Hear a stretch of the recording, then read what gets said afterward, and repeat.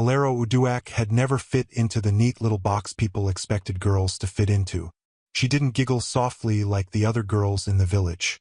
She didn't care about gossiping at the stream or fighting over who had the prettiest wrapper. And she definitely didn't dream of the day she'd marry some farmer's son and settle down. Instead, she dreamed of engines. Engines that hummed with life. Engines that coughed like they had colds. Engines that growled like angry old men. No one in the entire village understood why a girl, especially a girl as muscular and intimidating as Alero, would spend her time learning how to fix cars when she should be doing feminine things. But that never bothered her. Because the moment she stepped into the small, dusty mechanic workshop that belonged to her father, her entire world felt right. That place smelled of engine oil, rubber, and memories. And there, she wasn't strange. She wasn't too much. She was exactly who she was meant to be. Her father, Baba Uduak, was a legend, at least to her. He was a towering man with a thick beard and laughter that rolled out of him like thunder. He always said he had two great loves, his daughter and his workshop, and he treated both of them with the same tenderness. While other girls learned to balance water pots on their heads, Alero learned how to balance a car battery. While they played 10-10 under mango trees, she learned how to loosen stubborn bolts without stripping them. Her muscles grew from lifting tires and pushing cars that refused to start. Her confidence grew from fixing problems grown men couldn't understand. Her father was patient. He taught her slowly, explaining each sound, each smell, each sign a car used to communicate. "Listen, Alero," he would say. "Every car talks. You just have to learn its language." And she did. Felt like magic. Hearing an engine cough twice and knowing exactly what was wrong. Feeling the temperature of a radiator and guessing the problem inside. She had a gift, her father always said. But outside the workshop walls, that gift caused trouble. Kids her age pointed at her arms, whispering that she was built like a wrestler. Some boys laughed at her walk, teasing her for being too strong to be a girl. Some girls asked her why she didn't behave normal. Even adults sometimes said things that stung. Will any man even want someone that muscular? She's wasting her childhood. She should be learning how to cook, not how to fix cars. Alero heard every word. She pretended not to care, but deep down, it hurt more than she'd ever admit. She was just a girl who wanted to be herself. But whenever a car rumbled into the workshop and her father handed her a wrench with a proud smile, the world outside didn't matter anymore. One windy afternoon, everything changed. Her father had been coughing for weeks, the deep kind of cough that never seemed to leave. Alero would pause from her work just to watch him out of the corner of her eye. He always waved her worries away. "It's nothing, my child. Just old age playing pranks." But it wasn't. The day his cough turned into a frightening fit, violent enough to shake his large body, Alero ran to his side, terrified. She helped him sit, tried to make him take water, but he only smiled weakly. She begged him to rest. He refused. He wanted to work. That evening, he finally collapsed. Alero screamed for help. The neighbors rushed in. Someone carried him into the only rickety car available. Someone else called the village nurse. But deep inside, Alero knew something was terribly wrong. At the health center, she held his hand until it grew cold. The world felt too quiet without his laughter, too empty without his voice, too heavy without his presence. Her father, her teacher, her protector, her hero was gone. The day they buried him, the entire workshop seemed to mourn with her. The tools lay untouched. Dust gathered on the workbenches. For the first time, Alero walked into the workshop and didn't hear his voice explaining something. No jokes, no stories, no thunderous laughter. Just silence. She stood in the middle of the room, touching each tool, each rusty spare part, each engine he never finished fixing. Every memory felt like a wound. She cried quietly as oil-stained cloths crumpled in her hands. She whispered softly into the empty room, "Papa, what am I supposed to do now?" No answer came. For days she barely slept. She tried to keep the shop running, but without her father's presence, customers stopped coming. People whispered that she was too young to manage it. too inexperienced. Just a girl playing with tools. She pretended not to hear them, but the workshop felt like a ghost town, full of memories but empty of life.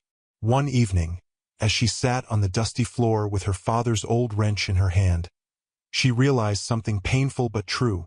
The village had nothing left to offer her. She loved her home. She loved her father. But she could no longer stay in a place where everything reminded her of what she lost, and where people only saw her as the girl who didn't fit in.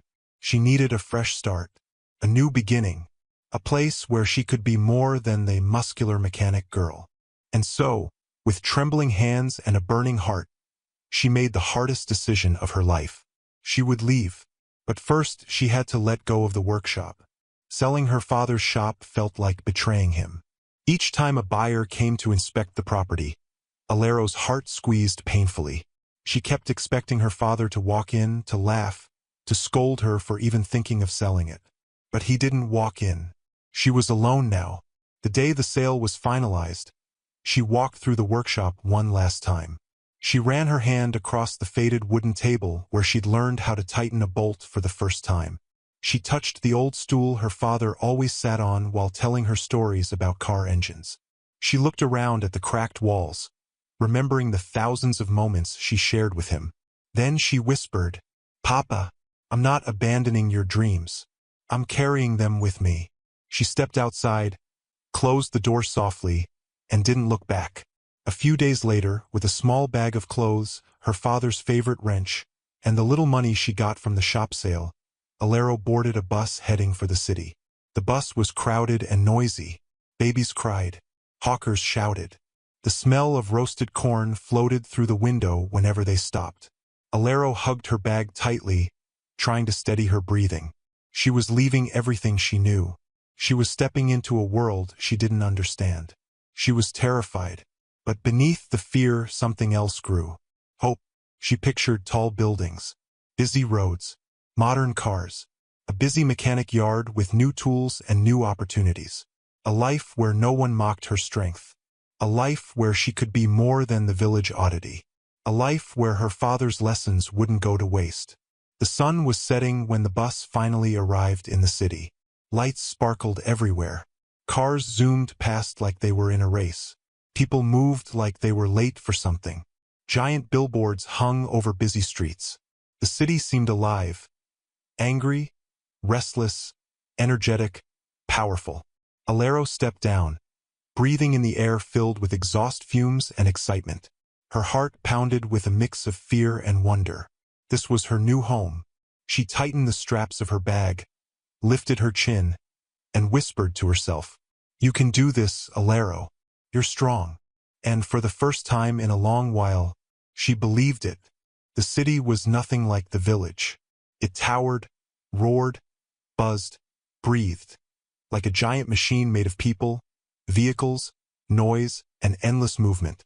As Alero stood at the bus park with her backpack slung over one shoulder, she felt the magnitude of her decision settle into her chest. Cars rushed past as if racing time itself. Tall buildings stretched toward the sky, their glass windows sparkling under the morning sun. Street vendors shouted across sidewalks, trying to catch the attention of hurried pedestrians. Buses honked impatiently, weaving in and out of traffic like restless animals. The air carried the mixed scents of exhaust fumes, roasted corn, and freshly baked bread. It was overwhelming. It was intimidating. It was beautiful. "Welcome to your new life," Alero whispered under her breath. She spent her first night in a small guest house. The room was narrow, with pale blue walls that had faded from years of neglect. The ceiling fan made a soft, rhythmic clicking sound that echoed in the quiet. But for Alero, who had just left behind everything familiar, even this tiny room felt like a step forward. The next morning, she woke before dawn with determination burning inside her. She washed her face, braided her hair back, put on her cleanest shirt, and stepped out to face the city. She needed a place to live. She needed a job. She needed to build a future from nothing. Finding a place to stay turned out to be harder than she imagined. Rent was high, and many landlords were suspicious of a young woman arriving alone in the city. But after walking for hours, A kind elderly woman showed her a small room in a shared compound. The room contained nothing but a thin mattress on the cement floor and a tiny window overlooking a mango tree. It wasn't much, but it was hers. Alero paid for 1 month up front with the little money she had saved from selling her father's workshop. When the landlady handed her the key, Alero closed her eyes and let the moment sink in. She was truly starting over. The next day, Alero dressed in simple jeans and a gray t-shirt, tied her boots, and walked out to look for work. She carried her father's wrench in her bag. Not because she expected to use it, but because it reminded her of home, of comfort, of him. She walked from workshop to workshop, introducing herself politely, offering her skills, asking for a chance. But the reactions were painfully similar everywhere she went. Some shop owners didn't believe she was a mechanic. Some laughed at the idea of a girl, especially one with her build, working with engines. Others simply waved her away without listening. After hours of walking, her feet were sore, and sweat clung to her clothes. She found a spot under a large tree, sat down, and drank from her water bottle. "Maybe this won't be as easy as I thought," she murmured. But she didn't give up. Alero wiped her face, stood once more, and continued down the road. That was when she saw it. A wide, modern building with bold red letters on a shiny metal sign. Auto Plus Motor Garage, Luxury Vehicle Specialists. Her heart skipped a beat. Outside, sleek cars gleamed in the sunlight. Mercedes, BMWs, Audis, and even a few high-end SUVs. The mechanics wore matching navy blue overalls. The place looked clean, organized, and professional. This was where she wanted to work, where she needed to work. She took a deep breath, smoothed the sweat from her forehead, and walked through the open gate. Instantly, she felt eyes on her. A young woman in a mechanic shop was unusual.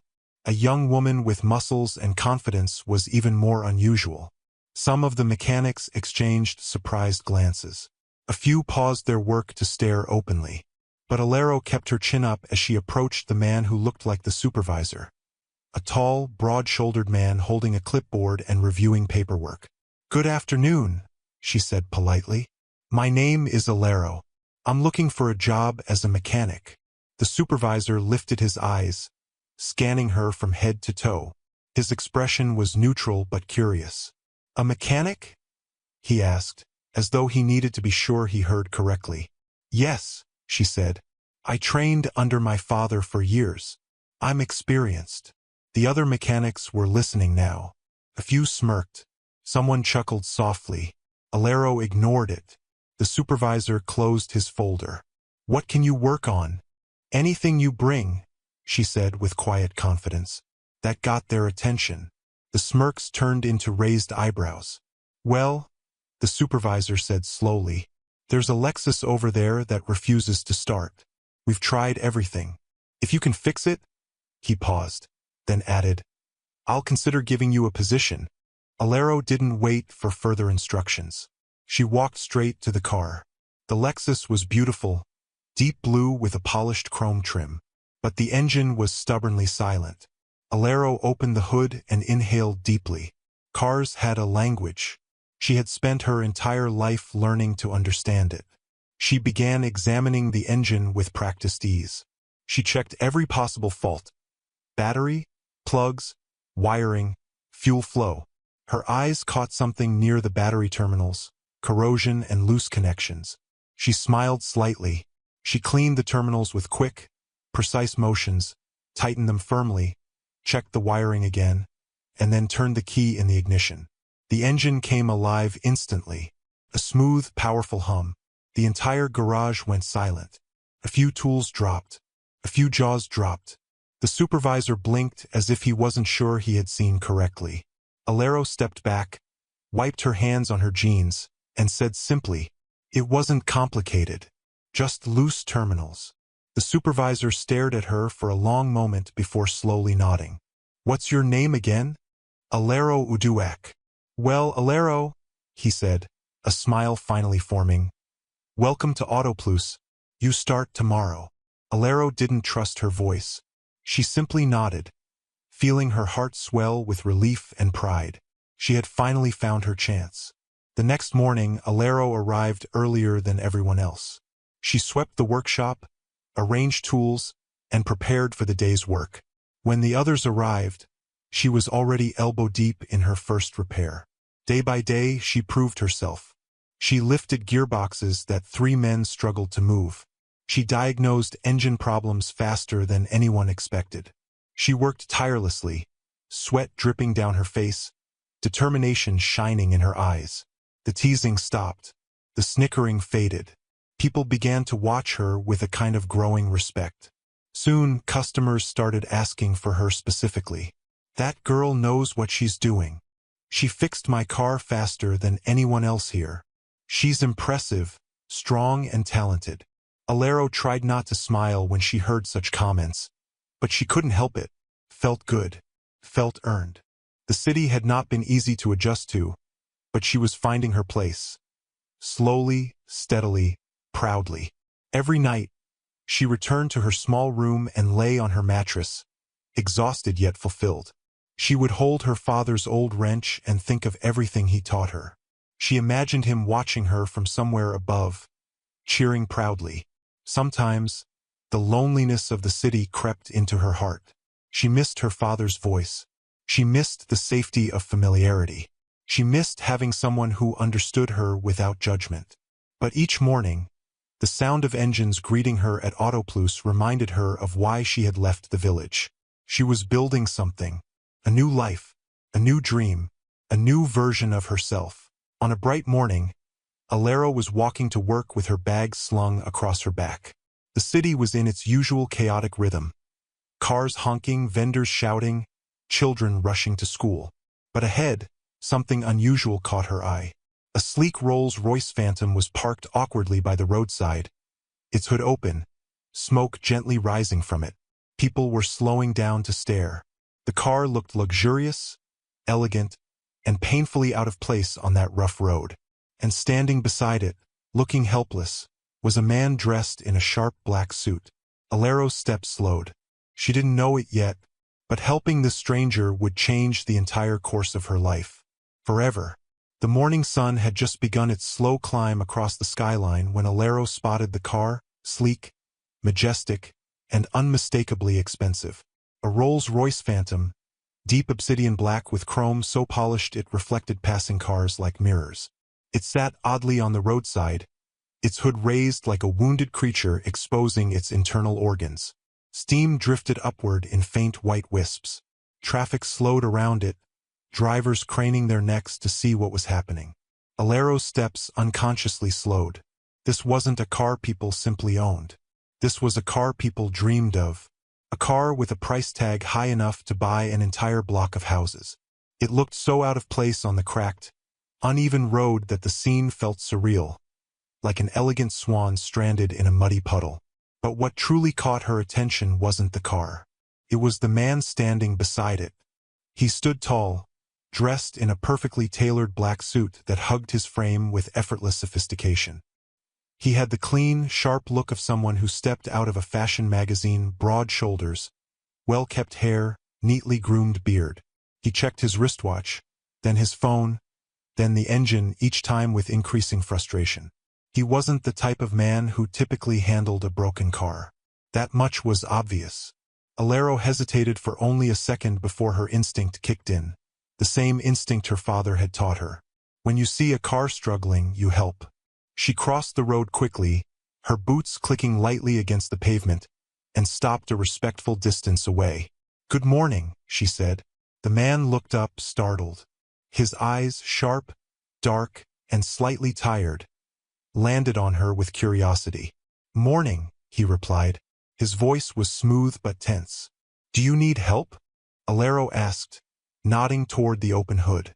He seemed confused by her question, maybe even amused. "Help? With this?" "Yes," she said calmly. "I'm a mechanic." That made him blink. His eyes traveled from her face to her muscular arms, then down to the small toolkit she always carried in her backpack. He wasn't mocking her. He wasn't skeptical. He simply seemed stunned that someone like her would appear in a moment like this. "You're a mechanic?" he repeated. "Yes," she answered. A good one. Something softened in his expression. Trust or hope? She couldn't tell. Well, I'm not sure what happened. It just shut down. He gestured toward the engine helplessly. I have a meeting in 20 minutes, and the tow service hasn't responded. Alero stepped forward without hesitation. I can take a look. He nodded and stepped aside. Alero approached the Rolls-Royce with gentle hands. Cars, especially luxury ones, needed to be treated with respect. She took a moment to observe the engine. The layout, the slight vibration, the faint smell of overheated metal. She touched a few components lightly, testing for temperature and response. The man watched her closely, arms folded as if trying to understand what magic she was performing. Do you work nearby? He asked. Yes, Alero said, her eyes still focused on the engine. At Auto Plus Garage. And you're sure you know how to handle this type of car? Alero lifted her head and gave him a small smile, the confident kind. Rolls-Royce engines still speak the same language as other engines. You just have to listen carefully. He didn't know what to say to that. Within moments, she spotted the issue, a clogged fuel line. A minor problem, but enough to shut down a sensitive, finely tuned engine like this one. Alero reached into her backpack, pulled out a few tools, and got to work swiftly. The man stepped closer, careful not to get in her way. You seem very skilled, he said softly. She shrugged. I grew up fixing cars. My father taught me. And how long have you been in the city? Not long, she replied. She didn't say more, and he didn't ask further. After a few minutes, she tightened the final component, wiped her hands on a cloth she always kept, and nodded. It should start now. The man looked at her, then at the car. He walked to the driver's seat hesitantly, as though not fully believing it could be fixed so quickly. He inserted the key and pressed the start button. The engine purred to life instantly. Smooth, rich, perfect. He froze. Alero smiled. He stepped out of the car, astonished. This is unbelievable. You fixed it in less than 10 minutes. It wasn't complicated, she explained. Just a small blockage. But you diagnosed it so quickly. She shrugged again. It's what I do. For a moment, he simply stared at her with admiration, with surprise, with something else she couldn't name. I never caught your name, he said. Alero. Alero? He repeated slowly, as if tasting the name. I'm Tiga Lawson. She felt a faint recognition when he said it, like she'd seen his name somewhere before, but she couldn't place it. It's nice to meet you, she said. You too, he said, then added softly. You saved me today. I just fixed a car. No, he said gently. You saved me. She didn't know how to respond to that. With the car fixed, Alero prepared to leave, but Tiga stepped forward slightly. Wait, he said. Do you have a moment? She paused. Is something wrong with the car? No, he said quickly. Nothing's wrong. He gestured awkwardly, surprising even himself. I wanted to thank you properly. Alero lifted an eyebrow. You already thanked me. He chuckled softly. It was the first time she saw his face relax. Well, maybe I want to do more than just say it. Can I drop you off at your workplace? Alero shook her head immediately. I'm fine walking. It's not far.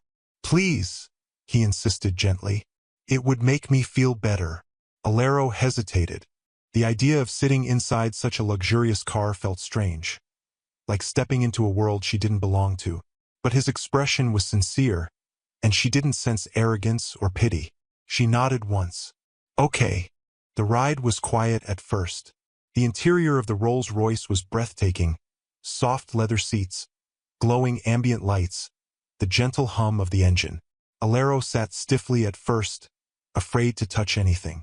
You don't have to be so tense, Tiga said with a smile. It's just a car. An extremely expensive car, Alero corrected. True, he said, laughing softly, but still just a car. She relaxed a little, just enough to breathe normally. So, how long have you been a mechanic?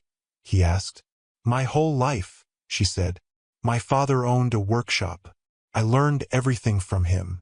After he passed, I decided to come to the city. I'm sorry about your father, Tiga said sincerely. Thank you, she replied quietly. And how are you liking the city so far? It's loud, she said honestly, and busy, and confusing. But I like it. He nodded. It can be intense, but it's full of opportunity too. I hope so, she whispered without meaning to. He glanced at her, something soft in his eyes. I don't think you'll have trouble finding opportunities. You're impressive. Alero looked at him sharply. Impressive? Yes, he said without hesitation. Very. Her cheeks warmed unexpectedly. She wasn't used to compliments. At least not one said gently, sincerely, without mockery. Before she could respond, they arrived at Autoplus.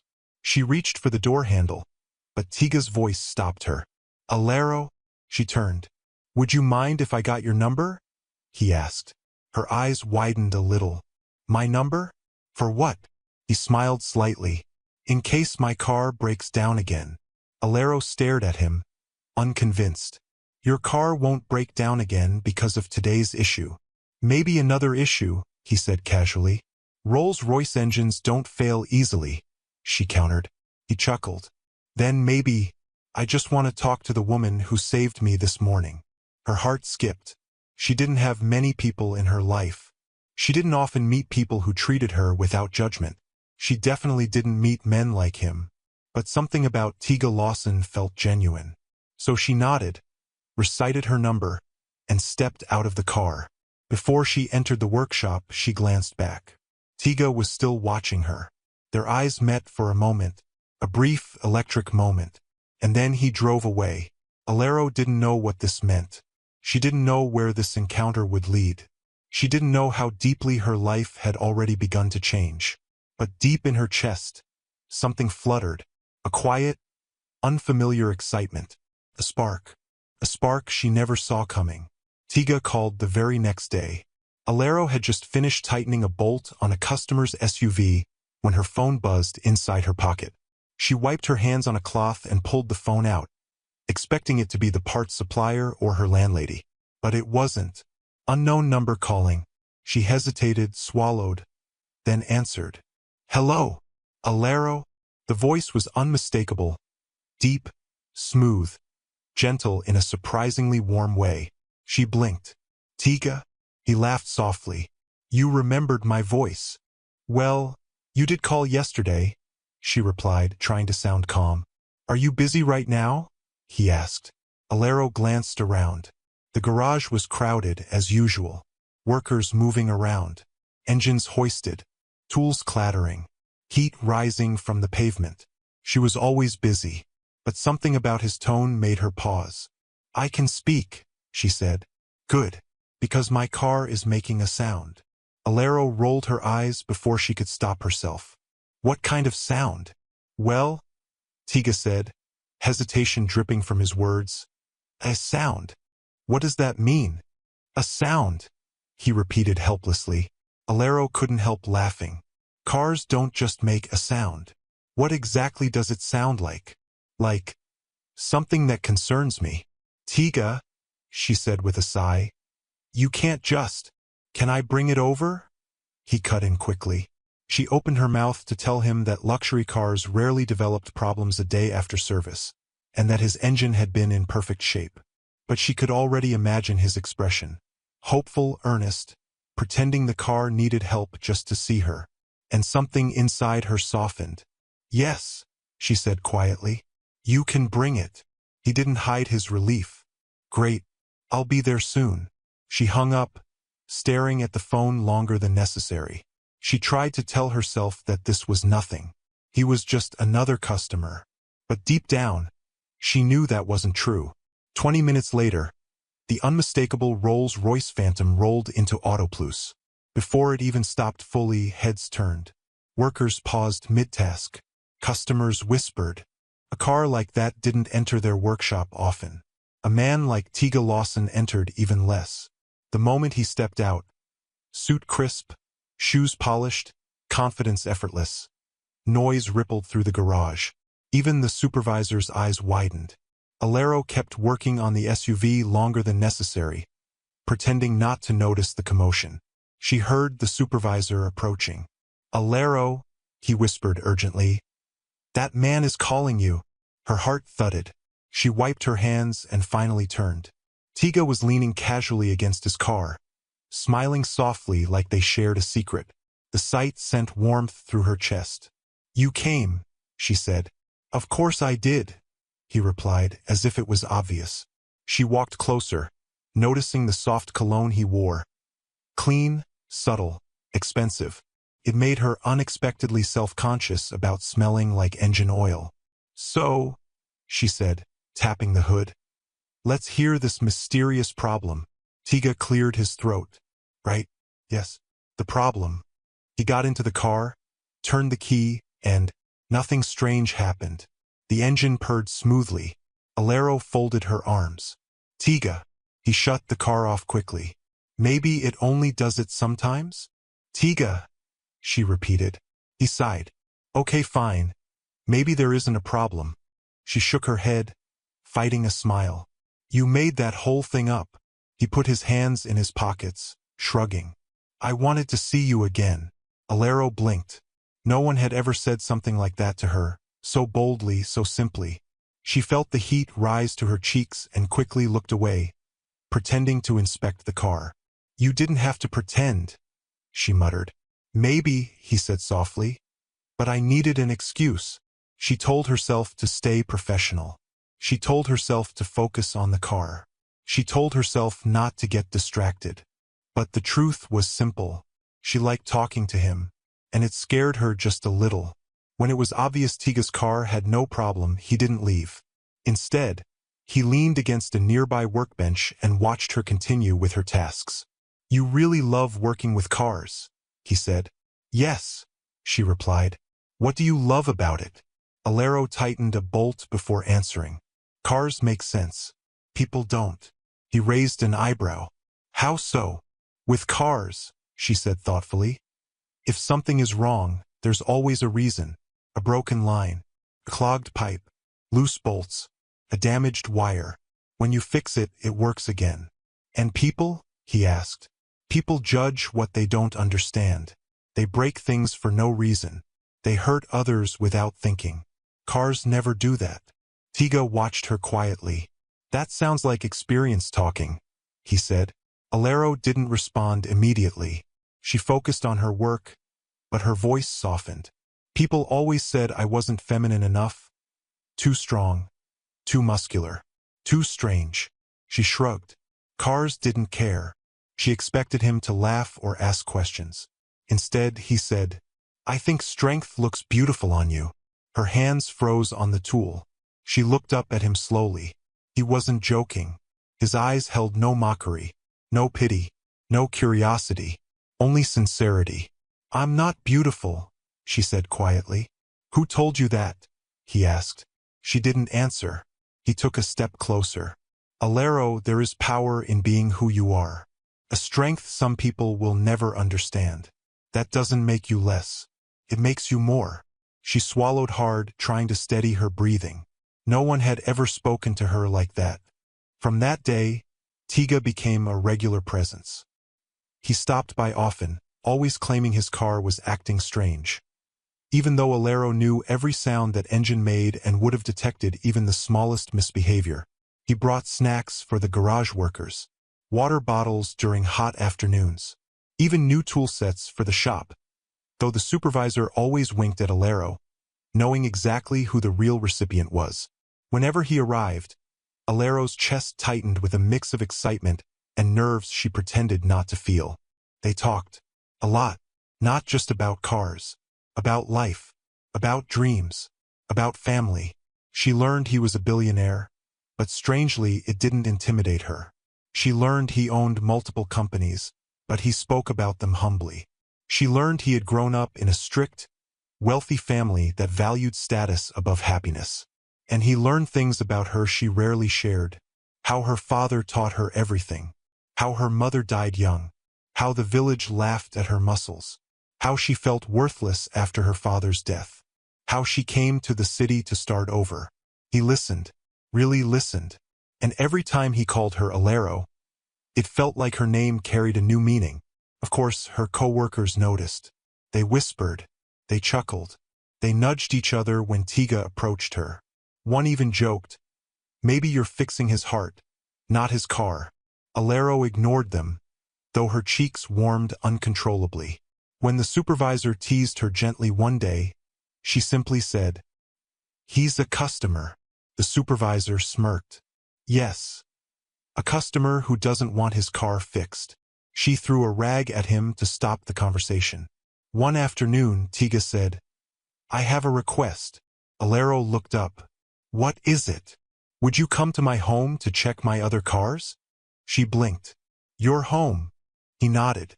"I want them serviced, and I trust you more than anyone." Alero hesitated. Stepping into his world felt dangerous, not physically but emotionally. She wasn't sure she belonged there, but he looked at her with that gentle, hopeful expression that made her chest warm. So she agreed. And that was how she found herself standing at the entrance of a mansion so large it looked like a luxury magazine cover. Polished marble steps, pillars that reached the sky, glass windows that sparkled like diamonds. She took a shaky breath. "Tiga," she whispered, "I don't think I should be here." He smiled softly. "You're exactly where you should be." Her heart thudded painfully. Inside the massive garage of his estate were cars she had only seen online. Lamborghinis, Ferraris, Range Rovers, vintage classics that looked untouched by time. Alero felt her breath catch. She walked slowly, reverently. "This is incredible," she whispered. Tiga watched her with that familiar, quiet admiration. "I wanted you to see this, because you deserve to work on cars like these, not the battered old ones in the shop." Alero laughed, overwhelmed. "Cars are cars, Tiga, but this is like a dream. You should have your own workshop someday," he said. "A big one, with state-of-the-art tools, with your name on the building." She stared at him, speechless. No one had ever spoken to her dreams like they were possible, like they were real. "I believe in you, Alero," he said softly. "I really do." That night, when she walked home, she felt something blooming inside her. Fragile but undeniable. Not love, not yet, but something warm, something dangerous, something beautiful. Connection, a bond, something that made her feel seen in a way she never knew she needed. She didn't know that someone else was already suspicious. Someone watching Tiga closely. Someone who would not allow this growing closeness to continue unnoticed. Not his staff, not his business partners, not a stranger, but the woman who shared his life, his girlfriend, and she was already preparing for war. For almost 2 weeks, Alero and Tiga slipped into a routine neither of them acknowledged aloud. He visited Autoplus more often than was logical. She pretended to believe his excuses. They talked about everything except the growing warmth between them. Alero was careful. Tiga was patient. Their bond tightened softly, like threads weaving themselves into a quiet connection. But that delicate balance was about to shatter, because someone was watching. It began on a Wednesday. The sun was unbearably hot, pressing down on the garage like a heavy blanket. Alero was bent over an engine, tightening a stubborn bolt, when she sensed movement behind her. Heavy footsteps, perfume scent, floral, expensive, bold, drifting dangerously close. She lifted her head and found a woman standing in front of her. She was stunning, tall, slender, intimidatingly beautiful. Her dress was designer, form-fitting, flawless. Her makeup looked like it belonged on the cover of a fashion magazine. Her nails sparkled with tiny crystals, and her expression, sharp, cold, disapproving. "Are you Alero?" the woman asked. Her tone made Alero straighten instinctively. "Yes. Can I help you?" The woman smiled, but not kindly. It was the type of smile people gave before delivering a blow. "I'm Vanessa," she said. The name hit Alero's chest like a dropped wrench. Vanessa, the girlfriend. Alero swallowed, suddenly aware of how dusty her clothes were. How her hands looked compared to those perfect nails. She tugged her glove off and wiped her forehead, trying to stay composed. "What can I do for you?" Alero asked. "Oh, I already know what you can do," Vanessa said lightly. "You fix cars. Isn't that right?" Alero nodded cautiously. Vanessa stepped closer, too close, and looked her over slowly, from her boots to her muscular shoulders. "You're different," she said, as if analyzing a foreign creature. "Not what I expected." Alero didn't respond. She wasn't sure what Vanessa wanted her to say. Then the woman laughed softly. "Don't look so tense. I'm not here to fight. I just wanted to finally meet the mechanic my boyfriend keeps talking about." Alero froze. "He talks about me?" "All the time," Vanessa said with false sweetness. "He says you're talented, efficient, strong." She put extra emphasis on the word strong, letting her gaze linger on Alero's arms. "I just had to see you for myself." Alero felt uncomfortable, as though she were being assessed for danger. "I'm just doing my job," she said quietly. "Yes," Vanessa replied. "Just your job. Good." She flipped her silky hair and added, "I hope you'll continue to remember that." Her words sounded like a warning wrapped in a smile. Vanessa stepped back, still staring. "Tell Tiga I said hello. I'm sure he'll be stopping by again today. He always does." Then she turned and walked away, leaving behind a trail of expensive perfume and tension thick enough to choke on. Alero remained frozen for several seconds, heart beating too fast. She didn't understand what she had done wrong, or why that encounter made her stomach twist tightly. But one thing was clear. Vanessa was not just observant. She was territorial. And she wasn't going to ignore the strange new presence in her boyfriend's life. As if summoned by everything Vanessa implied, Tiga arrived less than an hour later. The workers nudged each other knowingly. Some even whispered, "Ah, she came again. Look at him.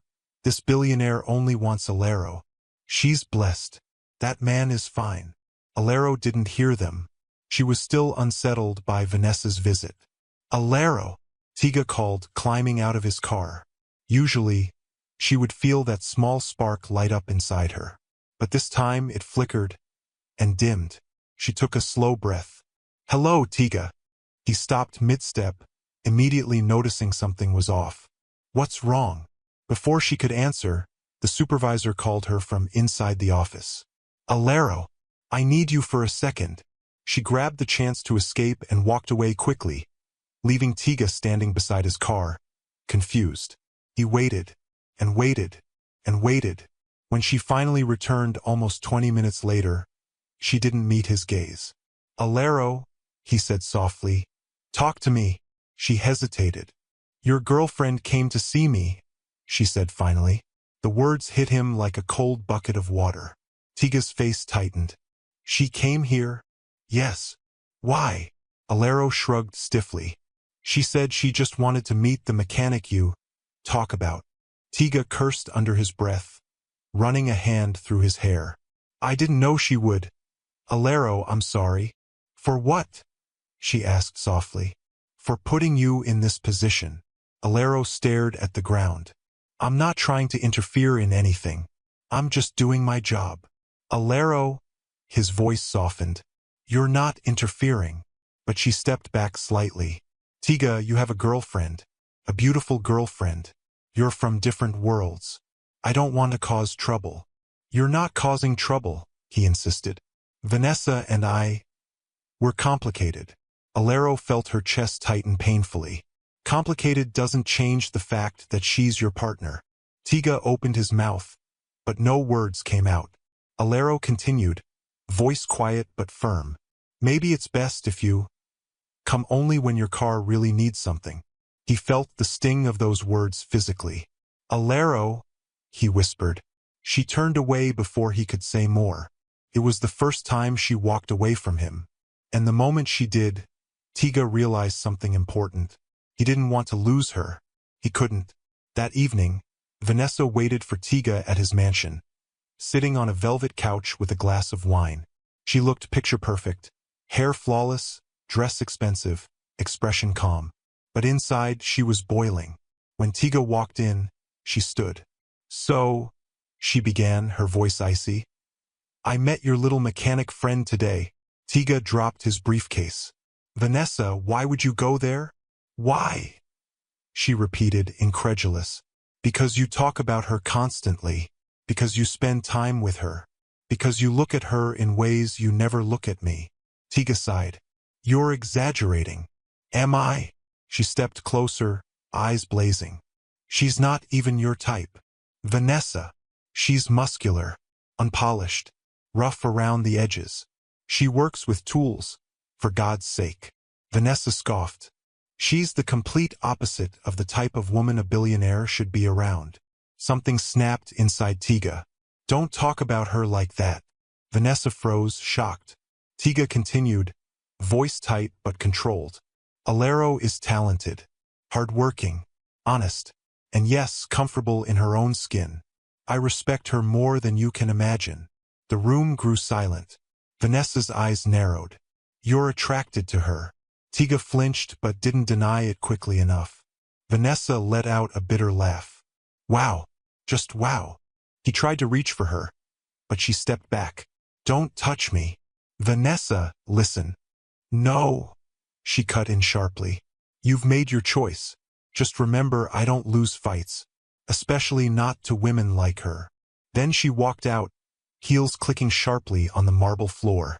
The doors closed behind her with a chilling finality. Tiga stood alone, rubbing his forehead. His life had just become more complicated than he planned. Alero barely slept. She replayed her conversation with Vanessa. She replayed her conversation with Tiga. She replayed her own heartbeats. Felt wrong. Felt dangerous. Felt unavoidable. What was she to him? What was she doing? And why did it hurt to push him away? By dawn, she sat on her mattress, staring at the wrench her father gave her. "Papa," she whispered. "What am I supposed to do?" No answer came. Only memories. The next day, Alero arrived early to work and tried to bury herself in tasks. But every sound of a luxury engine made her spin around too fast. Every time her phone buzzed, her stomach flipped. Every time a customer asked for her, she forced a smile. She was trying desperately to forget about Tiga.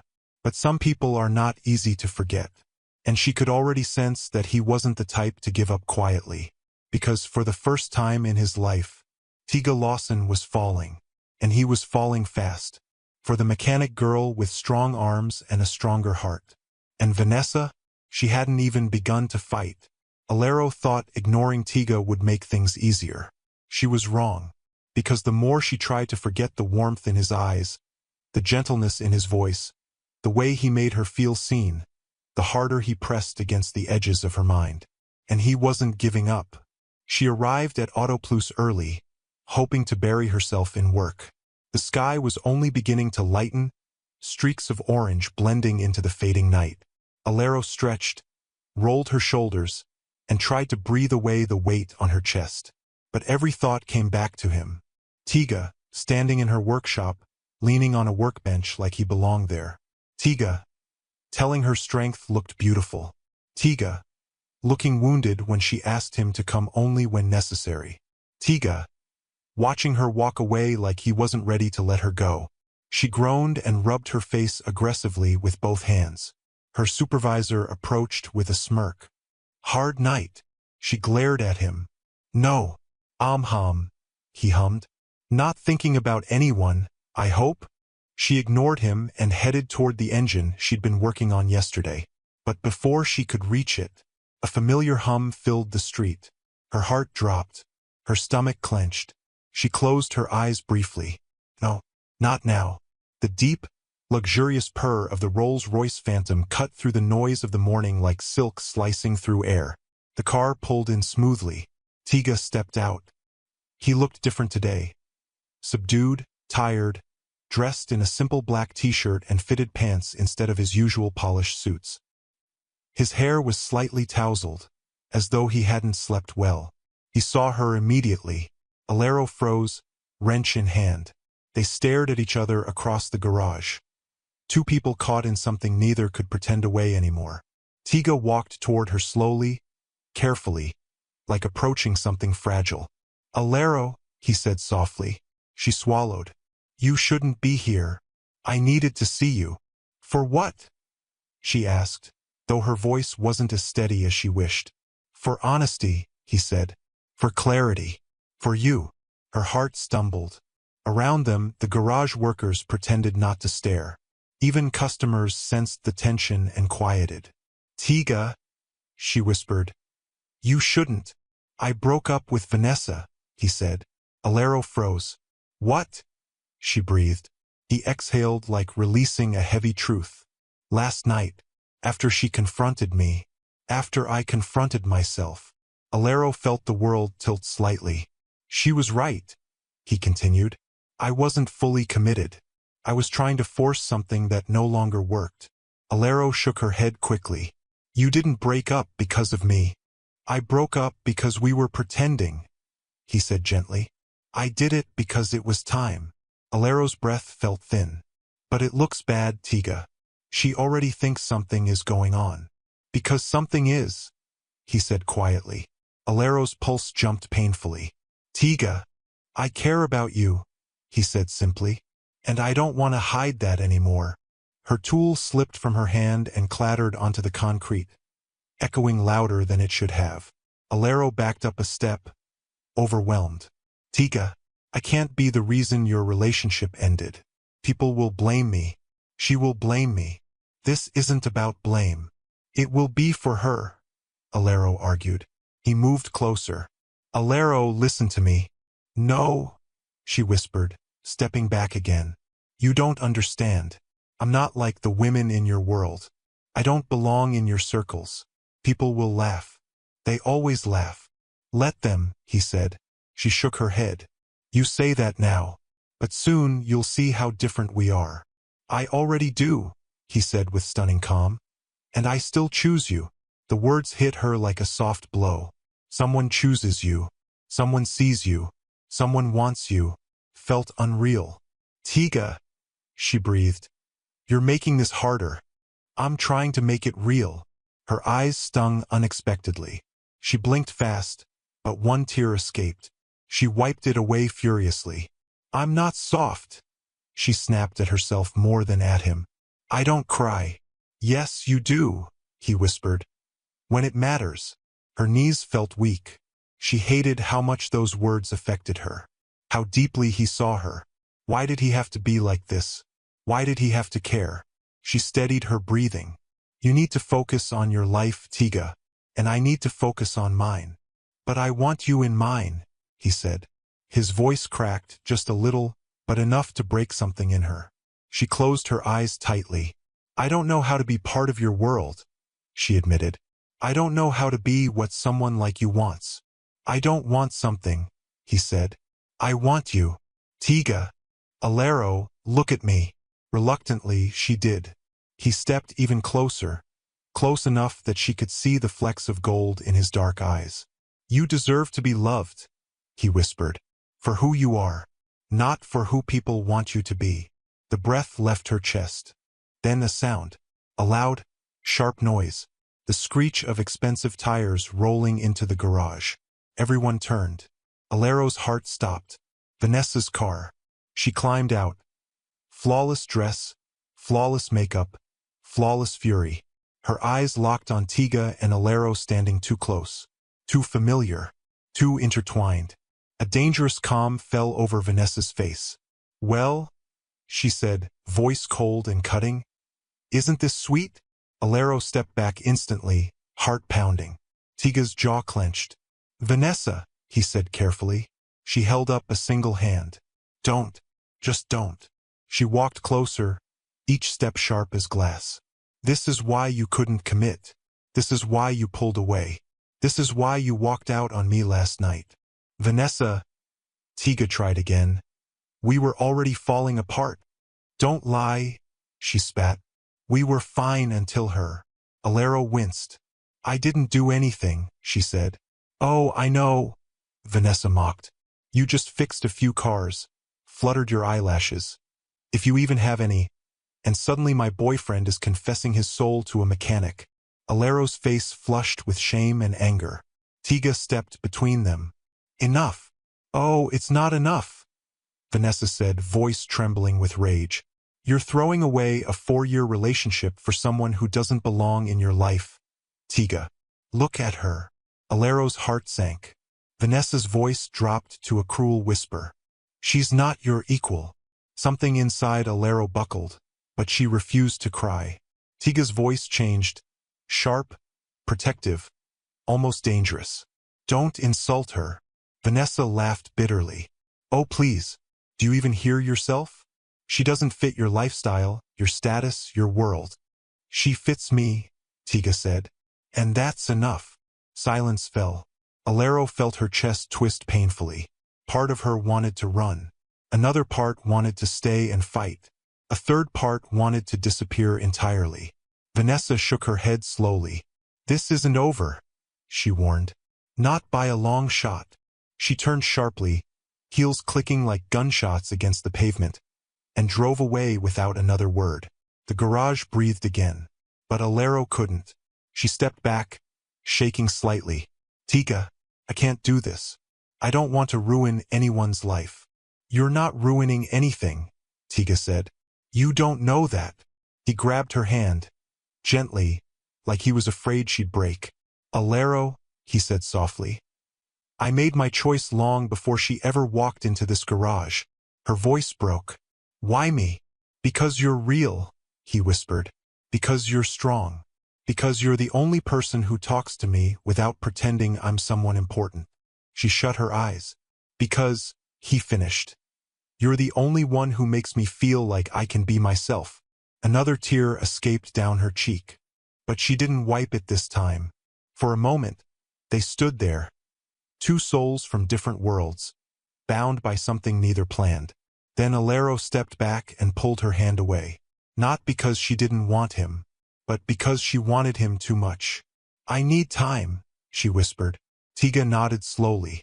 I'll give you that, but I'm not going anywhere. Then he turned, walked to his car, and drove off. Alero stood frozen long after he left. Her heart had made its choice, but her mind wasn't ready. Not yet. This was no longer just friendship, no longer curiosity, no longer mere admiration. This was something deeper, dangerous, life-changing, and she had no idea how to protect herself from it. Vanessa sat in her sleek, spotless living room, staring at a glass of wine she hadn't touched. Her nails, perfectly coated in champagne-colored polish, tapped against the glass rhythmically. Tick, tick, tick. Her jaw tightened. She replayed the scene from the garage over and over again. Tiga standing between her and that mechanic as though defending a queen. His voice sharp, protective. His eyes filled with something she recognized instantly. Admiration, warmth, affection. Not toward her, toward Alero. The humiliation crawled under her skin like fire. She wasn't used to losing. She wasn't used to being dismissed. She wasn't used to being replaced, especially not by someone who didn't fit into the polished world she and Tiga had built. A mechanic? A woman who worked with dirty engines and greasy tools? A woman who didn't know how to dress properly for a dinner, let alone a gala? No, she would not accept this. Vanessa stood abruptly, grabbed her bag, and marched out with determination blazing through her veins. If Tiga wanted to throw away 4 years, that was his choice. But she refused to walk away beaten. She had a plan, and Alero was not going to see it coming. Alero tried to focus on work. She tried to get lost in the hum of engines, the clink of metal tools, the steady rhythm of bolts tightening under her hands. But her mind refused to cooperate. Every few minutes, it drifted back to one moment. Tiga saying, I choose you. Those words terrified her, because she wanted to believe them, wanted to feel worthy of them, wanted to accept them. But her heart had been bruised by years of judgment. And the scene with Vanessa had reopened wounds she thought she buried long ago. As she adjusted the clutch on a client's BMW, she sighed heavily. This is getting complicated, she muttered to herself. You talking to the cars now? Her supervisor teased from across the garage. Alero forced a smile. The cars listen better than people. He chuckled, but his expression turned thoughtful as he approached. You okay? You've been different, distracted. I'm fine, she lied. He handed her a bottle of cold water, and she took it gratefully. You know, he said, leaning against the workbench, sometimes good things come at the wrong time. Alero fiddled with the bottle cap. And sometimes they come when you're not ready. He nodded slowly. But if something keeps showing up in your life, maybe it's meant to. She didn't respond, because she wasn't ready to name what she felt, not even to herself. Near closing time, the sun began to sink, painting the sky with shades of pink and golden orange. Alero was sweeping the floor when her supervisor called out, Alero, someone's asking for you outside. She frowned. At this hour? He shrugged. Go check. She wiped her hands on her apron and stepped outside. Her heart dropped to her stomach. Vanessa was waiting. This time, she wore oversized sunglasses, a designer coat draped over her shoulders, and lips painted a bold crimson. She looked like a storm disguised as a woman. Alero's pulse quickened. Vanessa, she murmured cautiously. Did you want something? Vanessa removed her sunglasses slowly, revealing eyes cold with fury. Yes, she said. I wanted to talk to you. Alero fought to keep her voice steady. I don't want trouble. Whatever you think happened. Oh, I know exactly what happened. Vanessa interrupted. I know what you're doing. Alero blinked, confused. I'm not doing anything. Don't insult my intelligence. Vanessa snapped. I've dealt with women like you before. Alero's brows furrowed. Women like me? Yes, Vanessa said, voice dripping with disdain. Women who appear innocent but know exactly how to manipulate. Women who pretend not to want attention while stealing it in plain sight. I didn't steal anything, Alero said quietly. Vanessa stepped closer. You stole him. No, Alero said firmly. Tiga made his own choices. And you didn't encourage him? Vanessa demanded. You didn't enjoy him showing up here every day? You didn't like the way he looked at you? Alero felt her cheeks heat up. Not from guilt, but from frustration. I didn't ask him to come, she said. I didn't plan any of this. I was just doing my job. Vanessa's laugh was sharp and cruel. Your job? Your job is to stay in your lane. You don't belong in his world. Alero swallowed painfully. You think the two of you make sense? Vanessa continued. You think a billionaire will parade around with a mechanic? Someone who can't even afford proper clothes? Someone who probably doesn't know which fork to use at a restaurant? Alero clenched her fists. Vanessa's gaze raked over her again. Look at you. You're built like a bodyguard. Not a woman. Those words hit Alero like physical blows. The same words she heard for years. The same wounds she thought had healed. The same shame she had buried in engines and sweat. Alero stepped back, breathing unevenly. I'm not going to fight you, she whispered. Oh, you will, Vanessa said with cold confidence. Because I'm not done. Alero stiffened. Vanessa leaned in and whispered. You may have caught his attention, but you will never keep it. Men like him always return to women like me. She stepped back, smiling a tight, victorious smile. And when he does, you'll look back on this and realize you were just a distraction. A passing joke. Before Alero could respond, Vanessa turned sharply, walked to her car, and drove off. The silence she left behind was suffocating.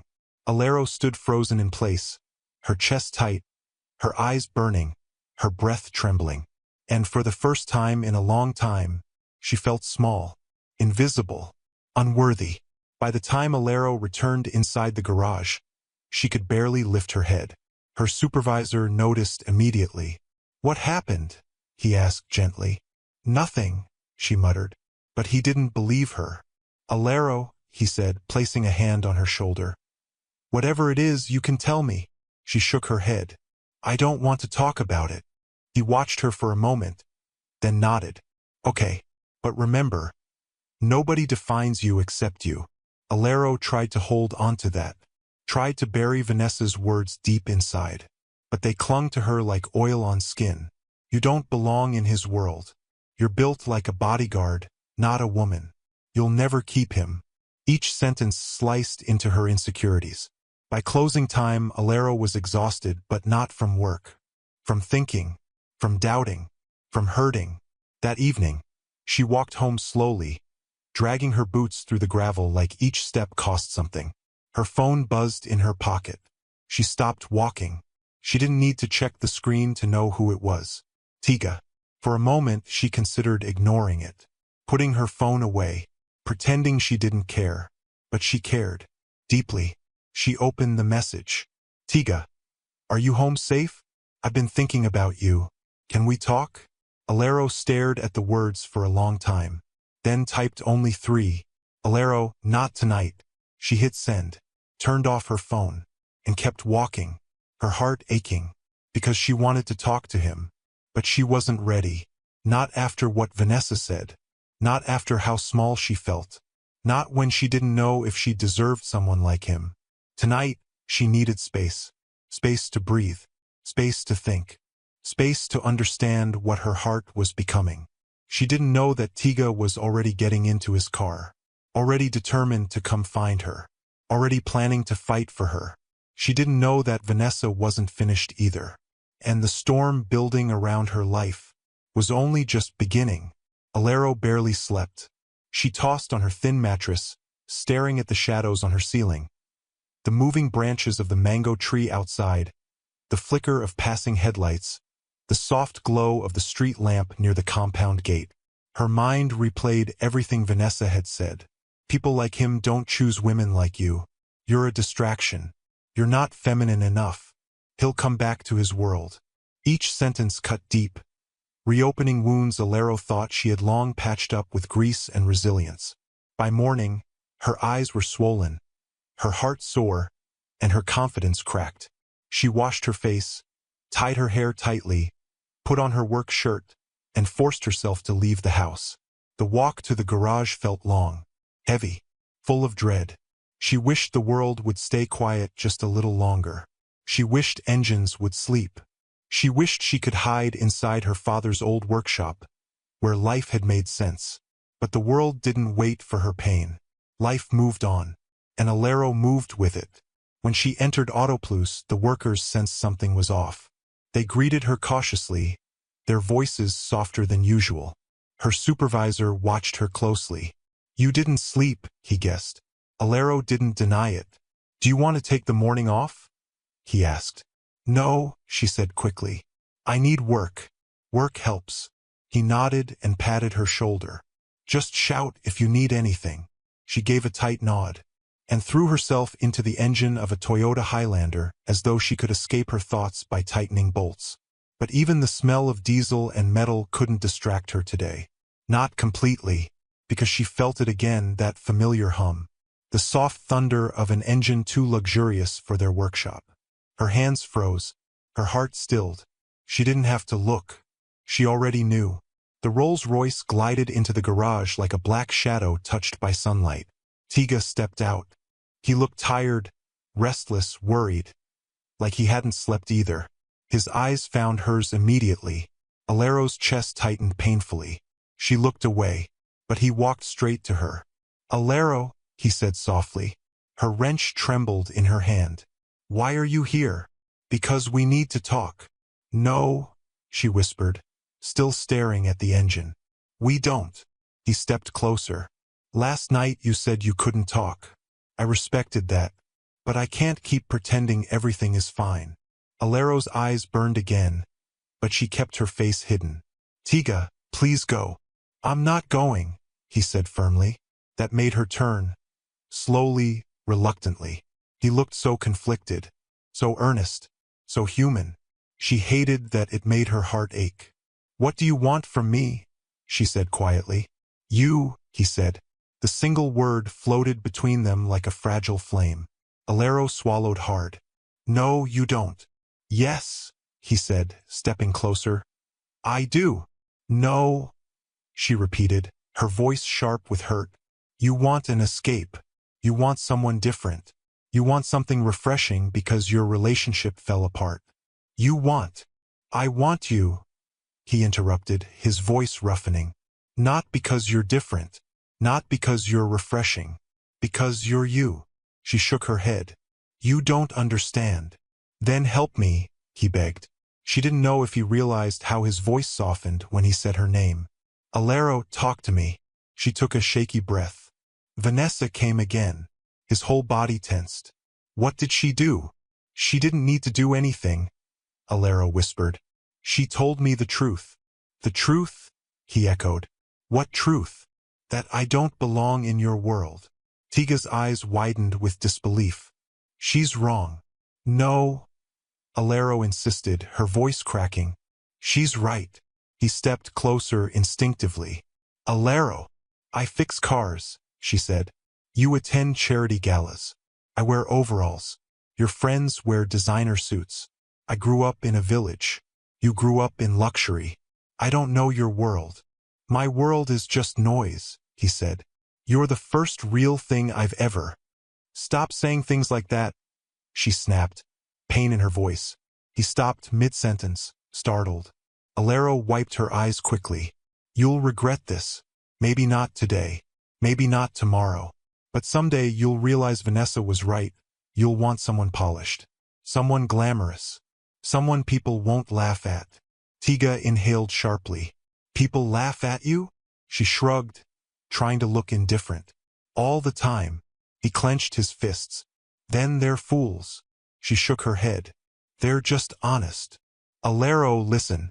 No, she whispered, backing away. You think you choose me, but you're choosing a fantasy. A version of me that makes you feel free. It won't last. Tiga stepped forward until he was right in front of her. Nothing loud. Nothing dramatic. Just a quiet, intense closeness. Alero, he said, voice low and steady. Do you trust me? Her breath hitched. She didn't answer. Not because she didn't want to, but because she did. And that terrified her. Tiga reached for her hand. Slowly, giving her every chance to pull away. But she didn't. Their fingers touched. And the moment their hands connected, something fragile inside Alero crumbled. You don't have to choose me, he said softly. Just let me choose you. A choice comes with consequences, she whispered. Then I'll face them, he replied. For how long? She asked, her voice trembling. A week? A month? Until your world pressures you to choose differently? Until you realize I don't fit the image beside you. I don't care about image. You should, she said. People like you need to. He closed his eyes, frustrated. And what if I don't want to be the person people want me to be? Then you need to figure that out, she said quietly, without dragging me into it. The air between them tightened. So that's what this is? He said. You're pushing me away because you're afraid. She looked at him, tears burning. Yes. He froze. Not because she admitted fear, but because she admitted truth. She was afraid. Afraid he'd change his mind. Afraid she'd fall too deeply. Afraid of the pain that waited if she trusted him. Alero, he whispered, his voice gentler than she'd ever heard it. You are the bravest person I've ever met. Her lip trembled. I don't feel brave. That's how I know you are. She couldn't respond. Her heart was screaming. Her mind was drowning. Her walls were cracking, and she wasn't ready for them to fall. She pulled her hand away, not violently, not angrily, just slowly, painfully, deliberately. Tiga's face fell. That doesn't mean I don't care, she said softly. It means I care too much. He swallowed hard. So what now? Alero inhaled shakily. I need time. I need space. He stood still, absorbing the blow like a man trying not to break. Alero, he whispered. I don't want to lose you. You're not losing me, she said. You're just waiting for me to catch up. Silence settled, heavy, hurting, honest. Finally, Tiga nodded. Take all the time you need. He turned slowly, walked to his car, opened the door. But before getting in, he looked back at her. His eyes filled with something raw and vulnerable. I'm not going anywhere, he said. Then he drove off. leaving Alero standing there, shaking. Not because she doubted him, but because for the first time in her life, someone was willing to wait. Not for her beauty, not for her image, not for her usefulness, for her, just her. Her tears finally fell, quiet, warm, unstoppable, because she had just said no to the one thing her soul had been yearning for, not to reject it, but to protect it. And she didn't know what the future held. But she knew one thing: Tiga Lawson wasn't done.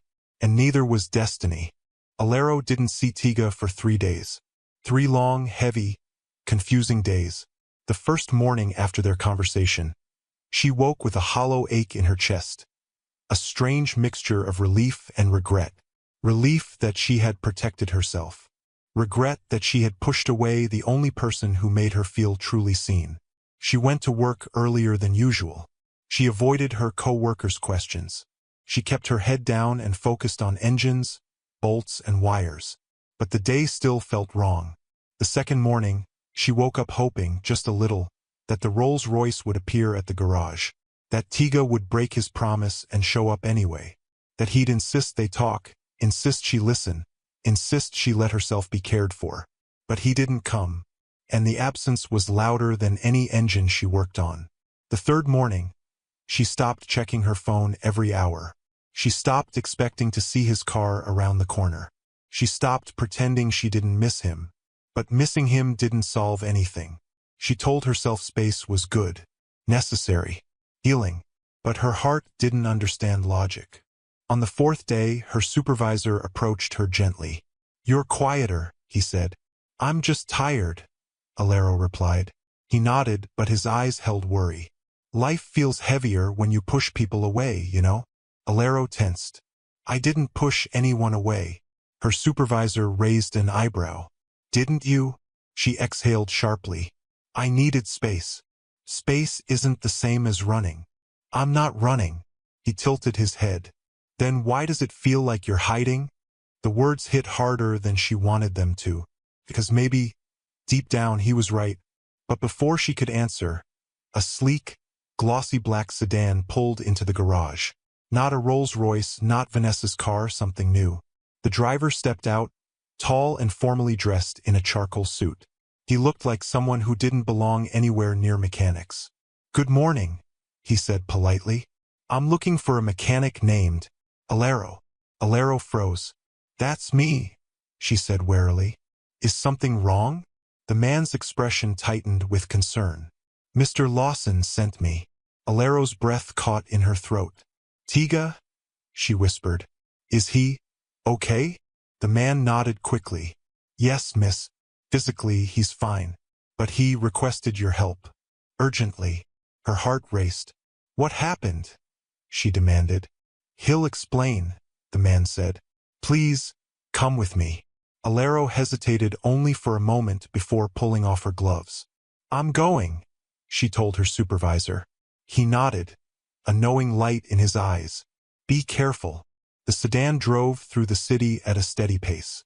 Alero stared out the window, her thoughts chaotic. Why would Tiga send someone? Why didn't he call? Had something happened with Vanessa? Had something happened at work? Had something happened because of her? When the car finally stopped at Tiga's mansion, Alero's pulse quickened. She stepped out slowly, taking in the grand structure. Quiet, too quiet, as if the walls themselves were holding their breath. The chauffeur guided her inside. "Tiga?" Alero called softly. Her voice echoed through the expansive living room. No response. She followed the driver down a hallway, then another, until they reached a smaller lounge room, one she had never seen before. The driver knocked gently and opened the door. "She's here, sir." Alero stepped inside and froze. Tiga was sitting on a couch, head bent over his knees, elbows resting on them, hands clasped together. His suit jacket was off. His white shirt was wrinkled. His eyes looked exhausted. He looked up when she entered, and something inside her chest cracked. "Tiga," she whispered. His voice was low, raw. "I wasn't sure you'd come." "I'm here," she said quietly. "Are you okay?" "No," he said bluntly. Alero's heart clenched. She walked closer, but not too close. What happened?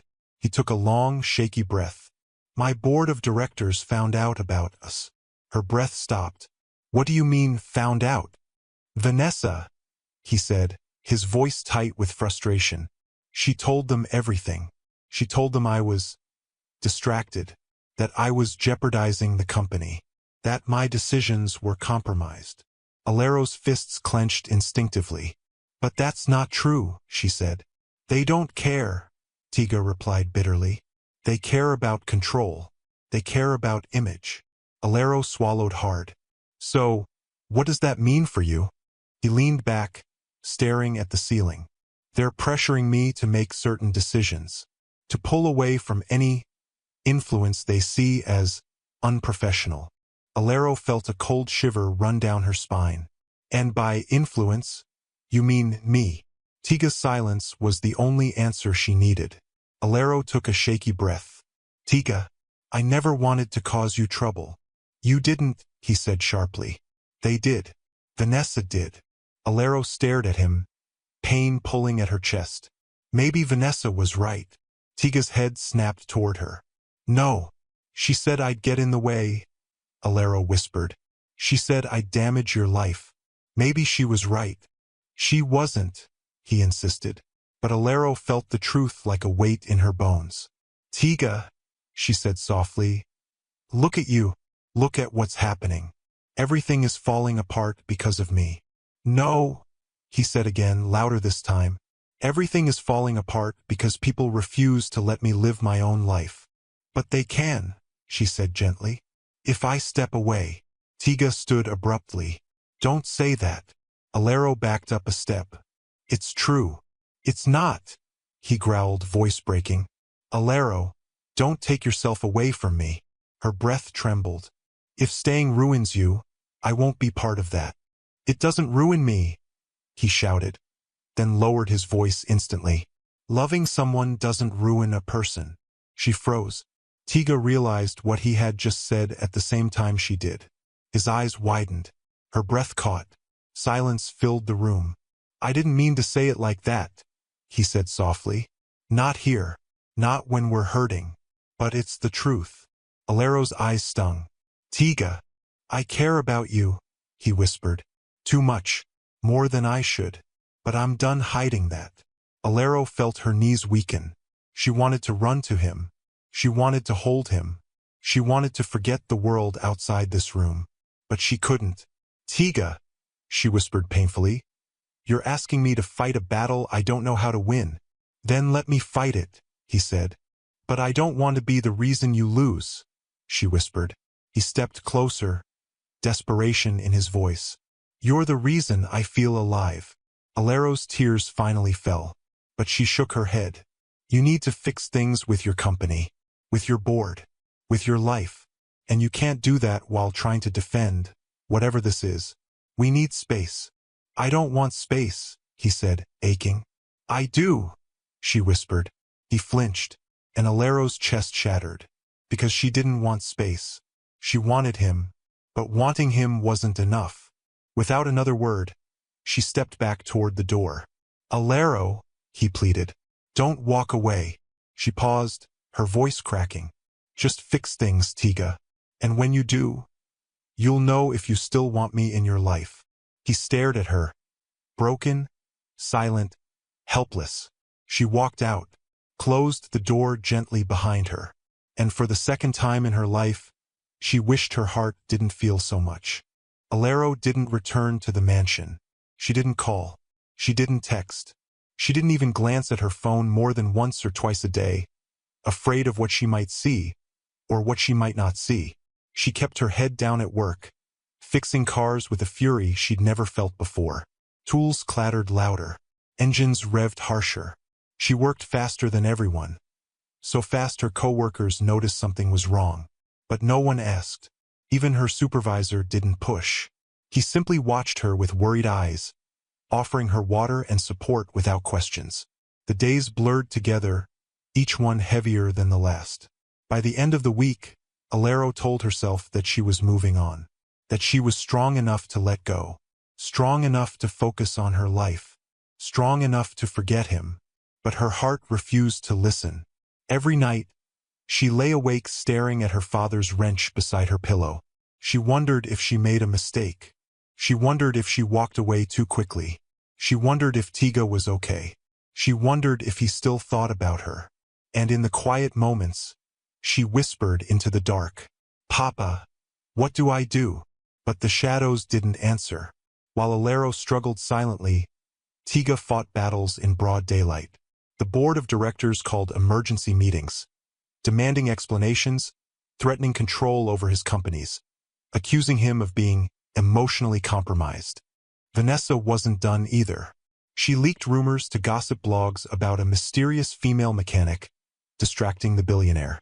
She hinted at unprofessional behavior. She painted their breakup as a scandal. She wanted revenge, and she wanted it deeply.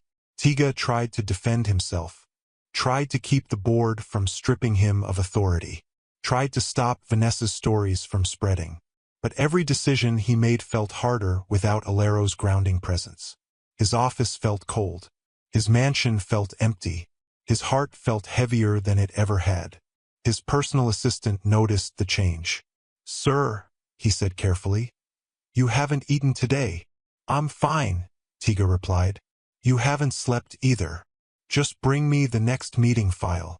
The assistant hesitated, then asked the question no one else dared. "Should I call Miss Alero?" Tiga didn't look up. "No," he whispered, voice thick.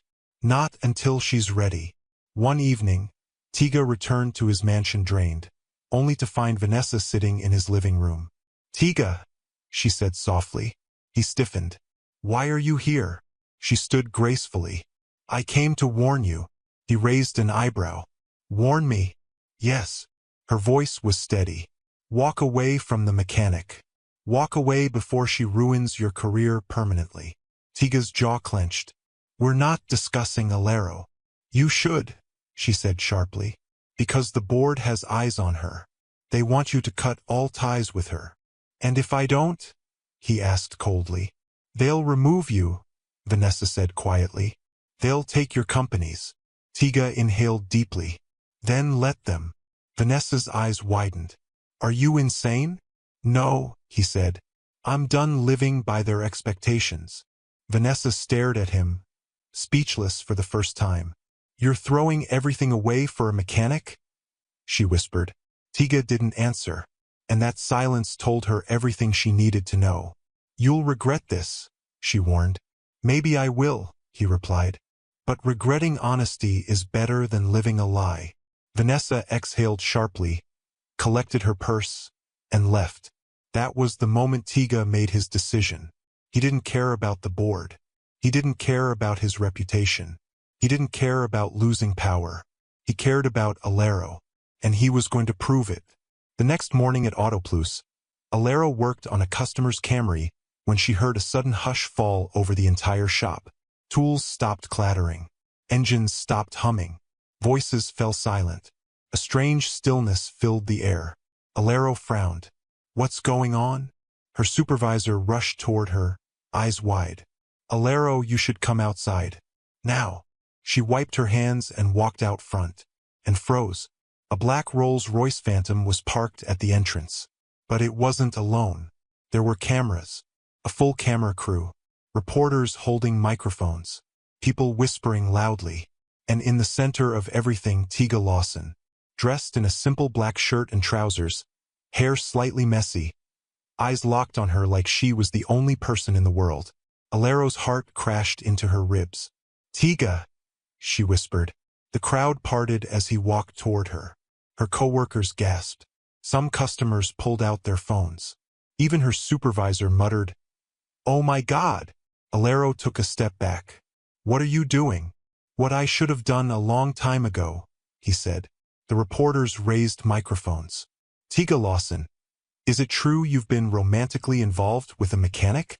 Are you leaving your position as CEO? Is this woman the reason for the board dispute?" Alero's eyes widened in horror. "Tiga, stop. You're making this worse." But he smiled gently. "No, I'm making it truthful." He took another step and raised his voice for everyone to hear. Yes, he said confidently. This is Alero. She is a mechanic. She is everything you see, and everything you don't. Alero stared at him, stunned. And I'm not ashamed of that, he continued. I'm proud of it. The crowd burst with murmurs. He turned to Alero, softer now, so soft it was almost a whisper. I didn't want to drag you into the chaos, but I also won't hide you. Tiga, she breathed, voice trembling. You wanted space, he said gently.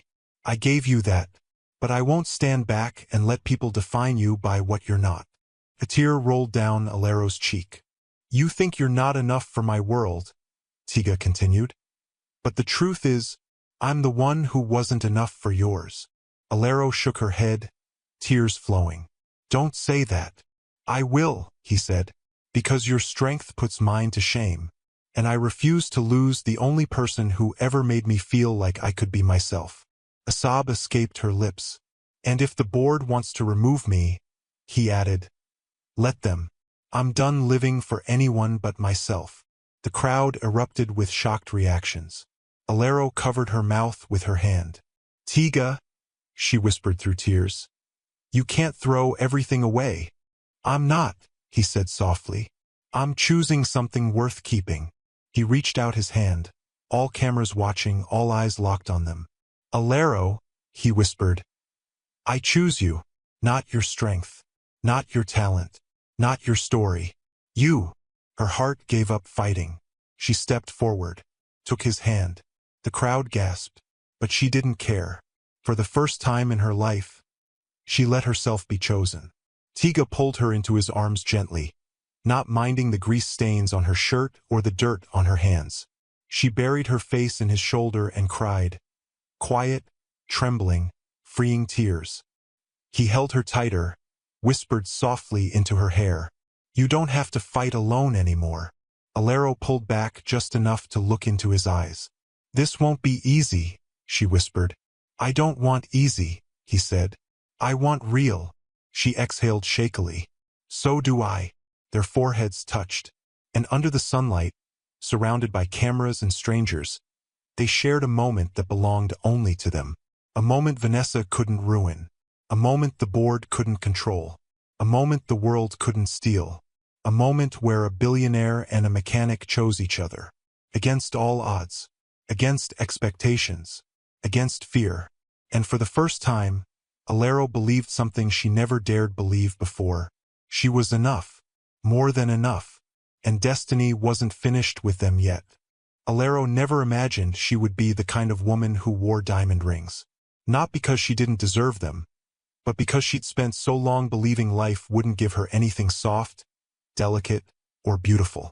But on a warm golden evening, standing in front of the new garage she had designed from scratch, she found herself staring at a ring sparkling in the palm of a man who once broke down on the roadside and changed both their destinies. Tiga Lawson was on one knee, her breath caught. Marry me, Alero, he said, his voice shaking with emotion.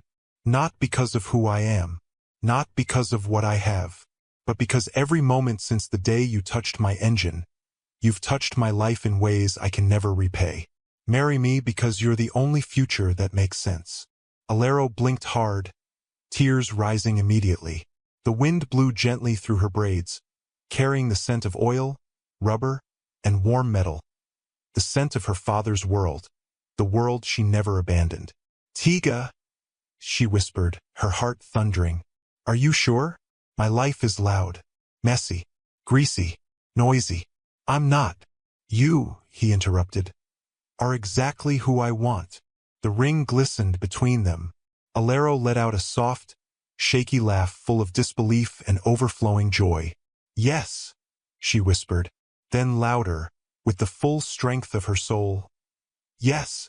Tiga slipped the ring onto her finger, pulled her into his arms, and kissed her with the kind of certainty that rebuilt entire worlds. That night, the city below seemed to light up in celebration. Their engagement spread across the city like wildfire. A billionaire marrying a mechanic? A CEO choosing a woman of strength over society's expectations? A love story more powerful than wealth? The world had questions, but the wedding answered all of them. It took place under a sweeping glass dome decorated with white lilies, hanging lights, and touches of silver. Tiga wore a tailored suit that seemed sculpted onto him. Alero walked down the aisle in a gown that celebrated her strength rather than hiding it. Sleeveless, elegant, fitted at the waist, the fabric flowing around her like liquid moonlight. She took everyone's breath away. Influential elites rubbed shoulders with mechanics, welders, drivers, and people from Alero's village who had traveled miles to watch the girl who once fixed motorcycles become a bride. When Tiga saw her walking toward him, he didn't hold back the tears. When Alero reached him, she whispered, "Are you crying?" "Absolutely," he said. "You would cry too if you were marrying you." The guests burst into laughter and applause. Their vows were simple but powerful. Alero promised courage. Tiga promised devotion. Together, they promised possibility. When they kissed, cameras flashed, fireworks shot into the sky, and people swore they felt the earth shift. It was the wedding of the year. No, of the decade. The city talked about it for months. Marriage didn't slow them down, it fueled them. Tiga rebuilt his company. He cut off the board members who manipulated him, redesigned the company's image, created new ethical policies, reclaimed every piece of power he lost. Within a year, he became one of the most respected CEOs in the region, stronger, wiser, more grounded. People said the transformation began the moment he chose Alero. And he didn't deny it. Alero built her dream. Her garage opened with a crowd so large they blocked the entire street. Alero Auto Haven, driven by skill, powered by heart. Every wall carried her father's memory. Every corner carried her sweat, her strength, her story. Tiga helped her get the land. Alero built everything else with her own hands. Soon, luxury cars, sports cars, and even classic vehicles came to her for repair. She hired young mechanics who needed second chances, girls who were mocked for being strong, boys who were overlooked, dreamers who needed guidance. Her garage became a sanctuary, a home, the beating heart of her legacy. While Alero and Tiga rose like dawn breaking over the city, Vanessa's presence dimmed.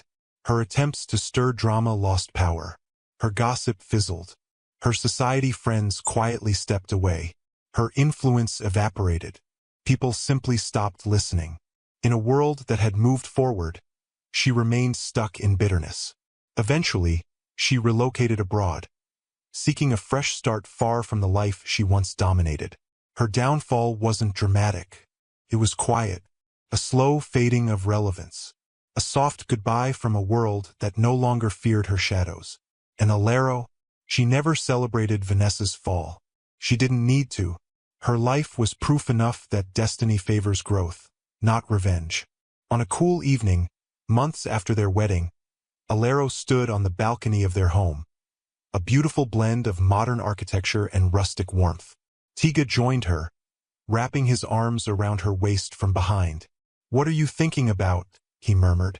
She leaned into him. "Everything we've survived. And everything ahead of us," he added. She smiled faintly. "You think the world will ever get used to us?" "Maybe," he said. "But I don't care if they don't." She turned, facing him fully. His eyes held the same softness he had the day he knelt before her. "Tiga," she whispered, "thank you for choosing me." He shook his head gently. "I didn't choose you, Alero. I recognized you. You were always mine." Her heart clenched with joy. She pressed her forehead to his. "And I was always yours." They stood there for a long time, watching city lights flicker like stars scattered at their feet. Two worlds once separated by status, fear, and expectation, now united by choice, courage, and love. Alero rested her head on his chest and whispered into the evening air. "We made it." And the wind carried back the truth. "Yes, you did. Forever." Thanks for watching. If you enjoyed this story, please subscribe to this channel and tell us where you are watching from. Have a wonderful day.